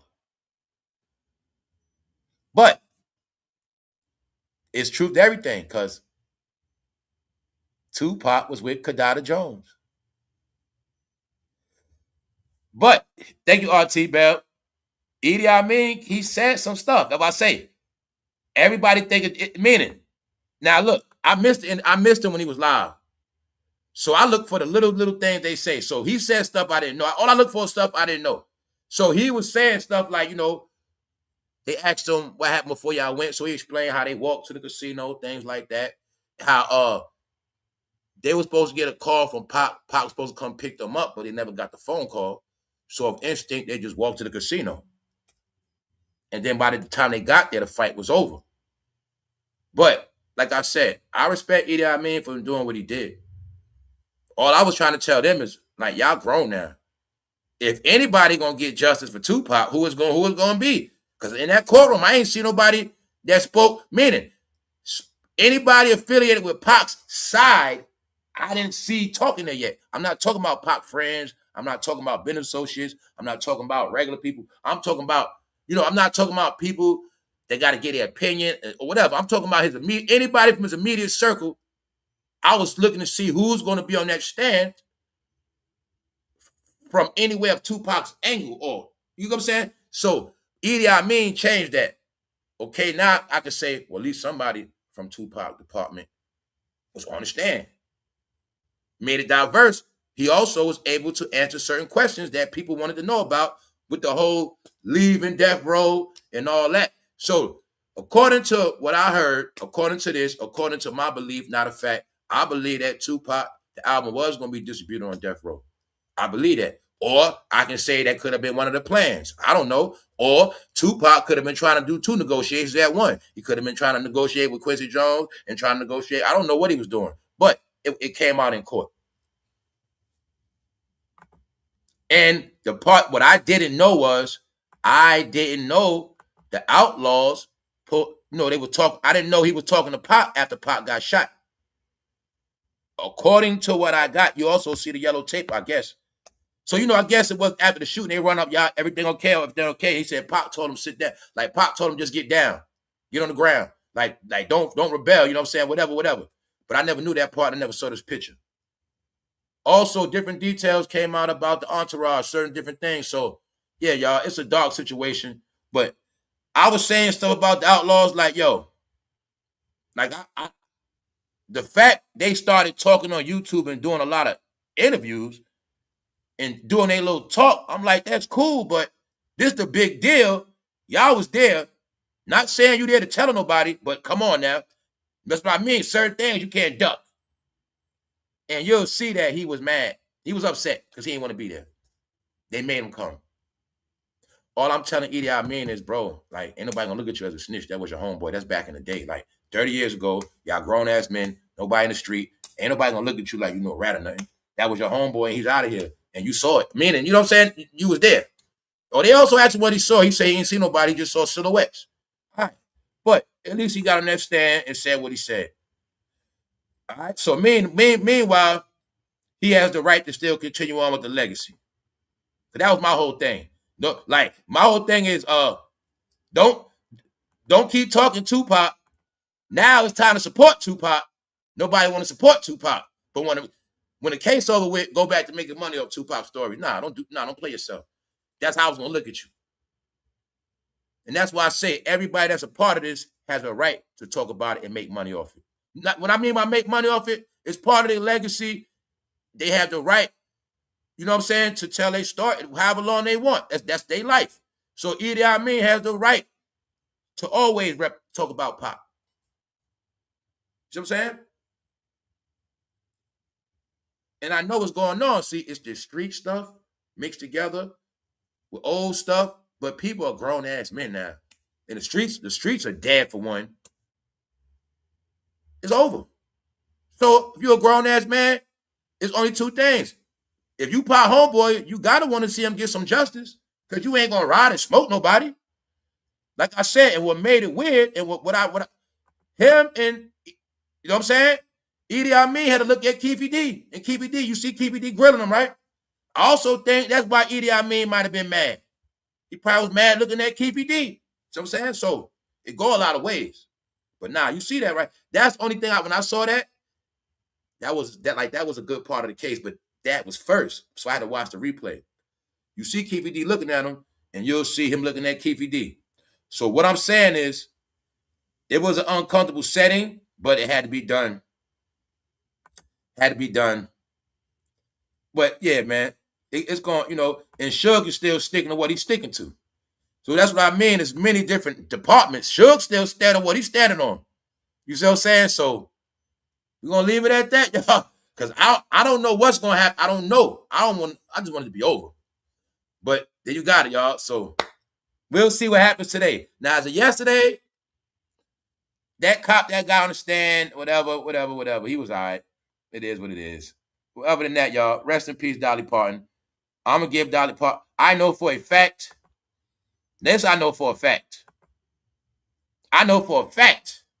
Dolly Parton is one of the reasons why I know for a fact I ain't grow up zesty. She's the woman that made me look at breasts young. After Dolly Parton teach me about breasts, I always looked at grown women breasts. Yes, I did when I was young. That's right. Faces and breasts. Everybody forget that was before the backside. Faces and breasts. That's right. I'm going to respect her and honor her for making me a man. Yup. Because then she made us want to look at real magazines and see them for real. That's right. So anyway, you got it, y'all. When Beyonce went into that whole Cowboy Carter, she was tapping into that Dolly Parton energy. I don't think it worked, though, but already showed y'all when Beyonce flipped white. But I also told you she ain't trying to flip white. She Creole. She can be both sides. That's all it is. So when she did the whole Cowboy Carter, y'all see what it was about? A nice gimmick. She transformed into the young Dolly. Yeah. So now y'all see why I'm saying that the game is dead, y'all. The game is dead. Now check this out. I'm going to keep bringing it up because I'm petty. She passed away with $650 million. I need somebody to explain to me right now, why does Little Kim only have $500,000? And why does Madonna still have hundreds of millions? So anybody in this channel that don't understand what I was saying before, when I said, yo, for them, they always going to be broke in the end. This the whole spill. And when I went into Unsung, it's a reason, y'all, why we had to watch all those episodes Unsung, because they were showing us, just like we saw every movie, guys. We saw it in the 5 Heartbeats. Did he just die? Temptation, what they show you. In the end, they always self-destruct. The group gonna break up, somebody gonna get on drugs, or they all gonna be broke anyway. It's always like that. Oh, what's the story? They got robbed. I told you that's how it's set up for black culture. When you watch the movie, Why Do Fools Fall in Love with Frankie Lyman? In the end, they always get robbed. Cadillac Records. It's in every story. Little Richard told you they robbed me. They took everything from me. That's how I go for black culture in this game, if they're not smart. So my point is, y'all was able to see Dolly Parton retired for years. Still has $650 million. And all I'm asking y'all, how the hell Little Kim don't have $1 million, y'all? Who can we assume got all her money? I know who got all her money. Let me tell y'all another slicks that have been on YouTube. Mr. Rivera. He got something to do with Junior Mafia. Maybe Rivera got all Lil' Kim money, a lot of it. Guys, Lil' Kim got jerked. She don't even have $1 million. The brat only got 100,000, y'all. The brat has to sell her house. So when I said everybody affiliated with Diddy gonna be broke, are you seeing it now? Told you, man, I'm going to keep giving y'all these updates of what I said. That's why I said it's not over till it's all over. It ain't over till it's all over. Meanwhile, you're going to watch them crash, burn, struggle, suffer, allegations, financial issues.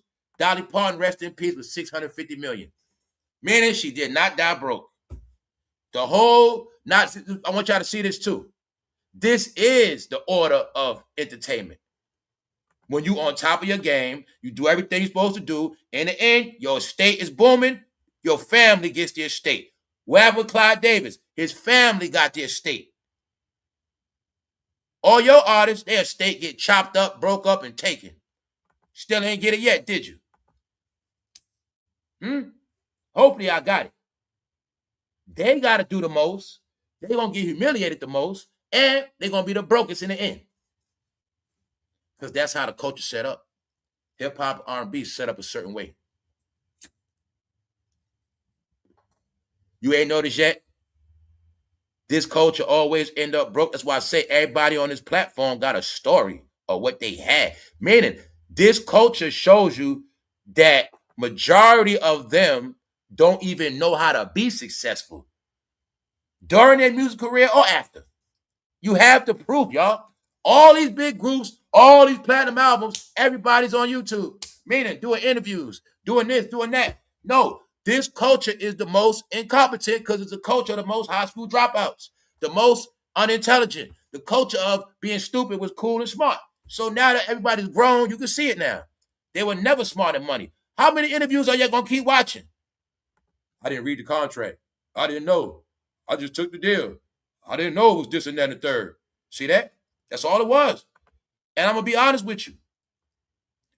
It's not that a lot of them got robbed. They was signing contracts without lawyers. They was doing that. That's what I broke down to y'all with Michael Jamal Warner. His mother controlled his career. He didn't die broke neither. Not like he didn't die broke like that. Biggie Smalls, mama controlled that career. See what I'm saying? That means stuff. Man, if mama make sure the lawyer right there. No, my son, you gonna have a lawyer. All that stuff means something.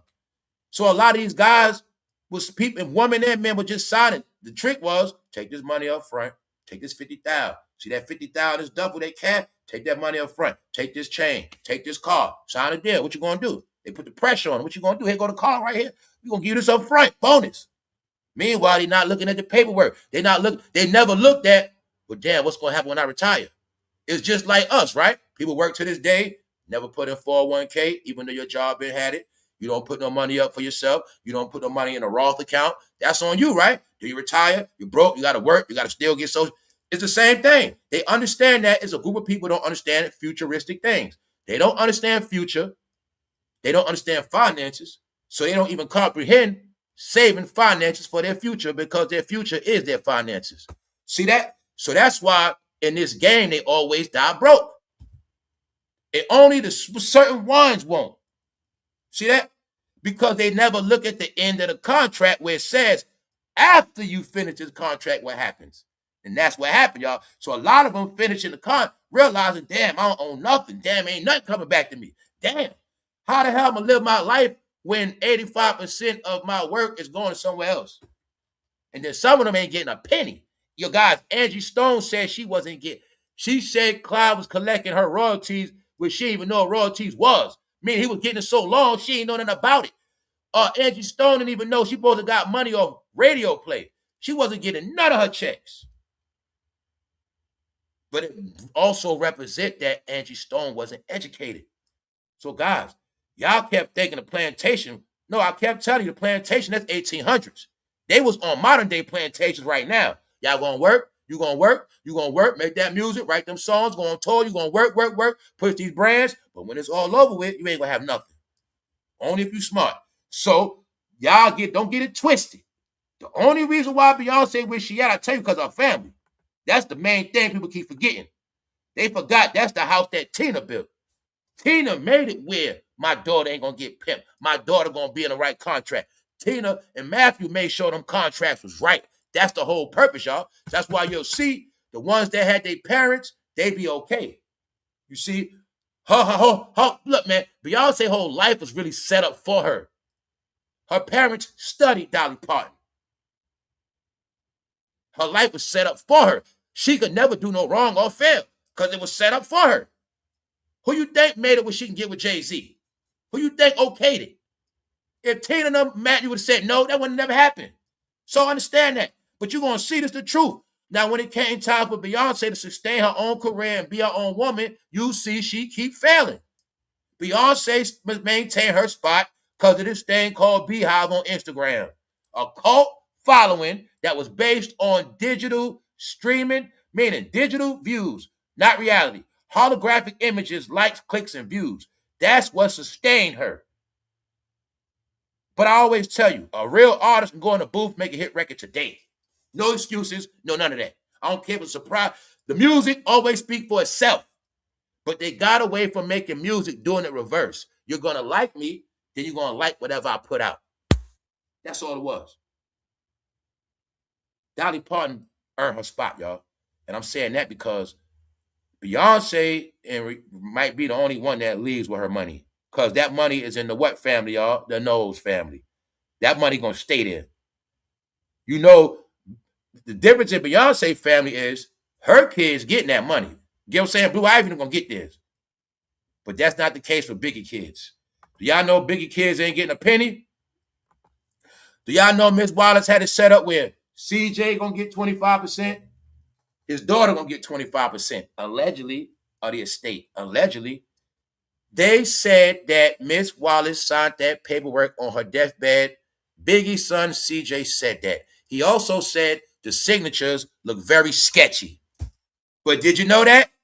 They on YouTube a lot. Did they talk about that? Did anybody talk about Miss Wallace on hospice? Deathbed. Well, she was on deathbed allegedly when that paperwork went down. That's the rumor. Don't know if it's the truth. Biggie just got stuck up for his whole estate by his ex-manager. And I also think his ex-manager was kicking it with Miss Wallace, if you catch my drift. So maybe somebody would talk about that because I had no clue Miss Wallace was on her deathbed. So when I've been telling y'all Biggie legacy is over, it's really over. The money gone and Little Kim is broke. Yes. You know what that also means? All the verses Biggie wrote for Lil' Kim, somebody else getting that money too. That's what it means. Hip-hop history. What record label was Lil' Kim on? I think Atlantic Records, right? Same label Cardi B, right? Guys, it broke my heart to see Lil' Kim with $500,000.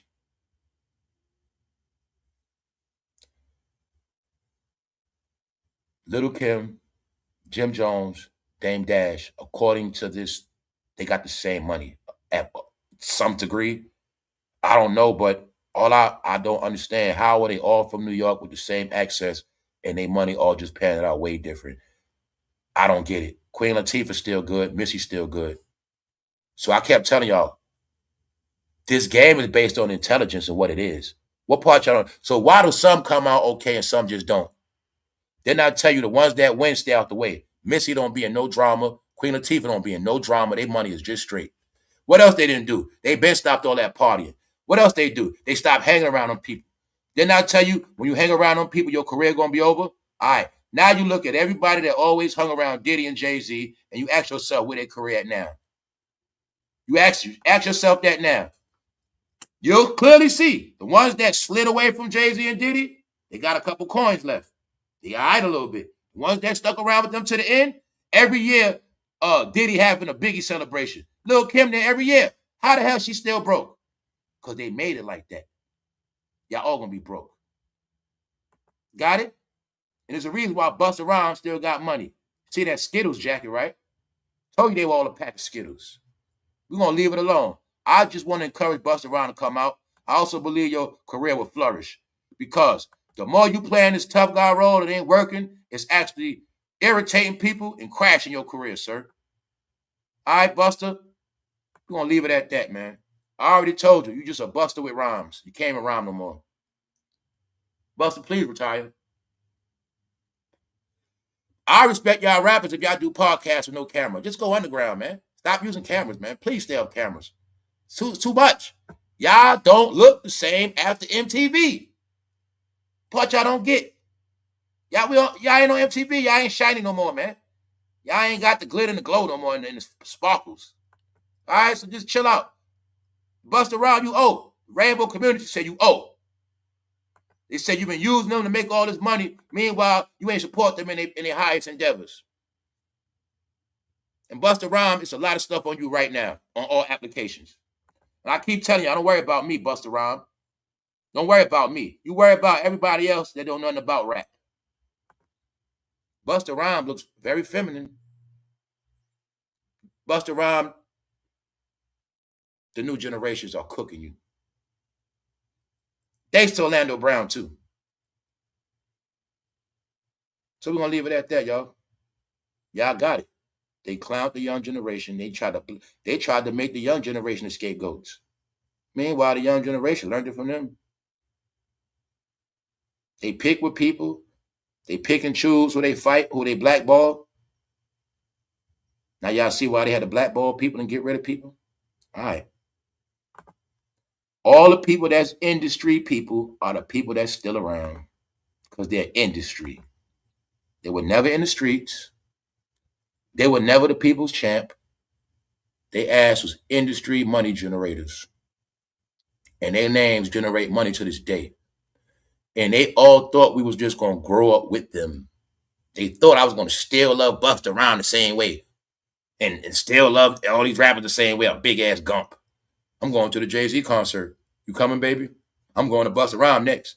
Oh, yeah. I'm about to see fatjoe soon, too. He coming next month. They thought I was going to keep doing that my whole life. That's what they think.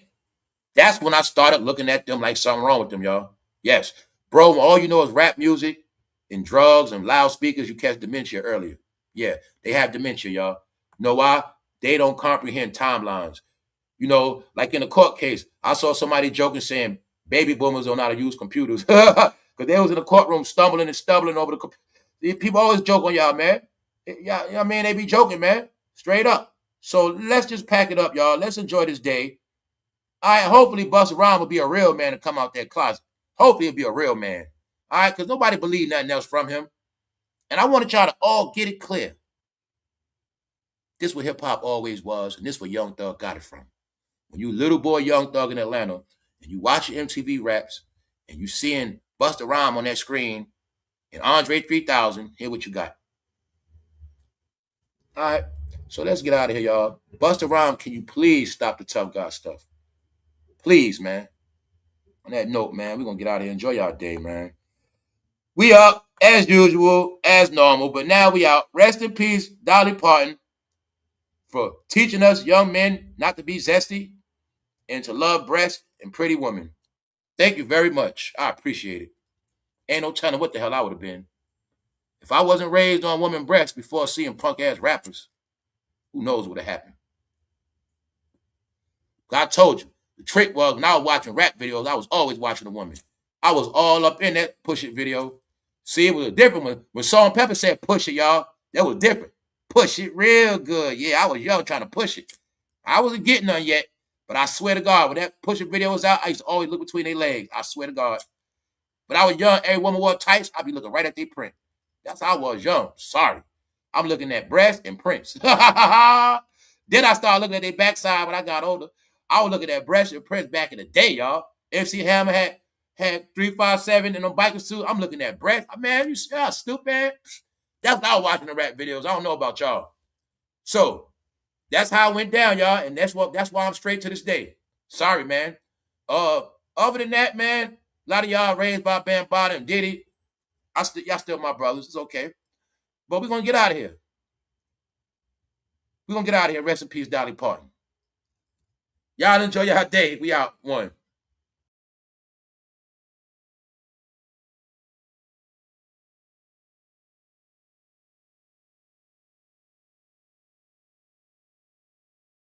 Oh, yeah, one more thing.